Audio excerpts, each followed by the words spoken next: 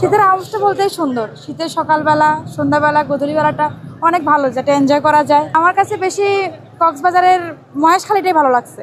মহেশখালীর আদিনাথ মন্দিরটাই বেশি ভালো লাগছে, যেহেতু সনাতনীদের মেইন ধর্মীয় জিনিস ওইখানে ঘুরে অনেক ভালো লাগছে আমার কাছে।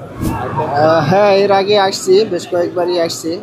আর কক্সবাজার ছুটে আসার উদ্দেশ্য যে এইখানে সারা বাংলাদেশ থেকে মানুষ আসে এবং এখানে উপভোগ করার মতো আর কি। আমি পুরো কক্সবাজারই ঘুরছি। আমি 3 বছর কক্সবাজার ছিলাম। 2 বছর আগে এখান থেকে ট্রান্সফার হয়ে গেছি, আবার ঘুরতে আসছি। দর্শনীয় স্থান বলতে আপনার ইনানি আছে, এরপরে আপনার মহেশখালী মন্দির। আমার বাড়ি হলো রাজশাহী।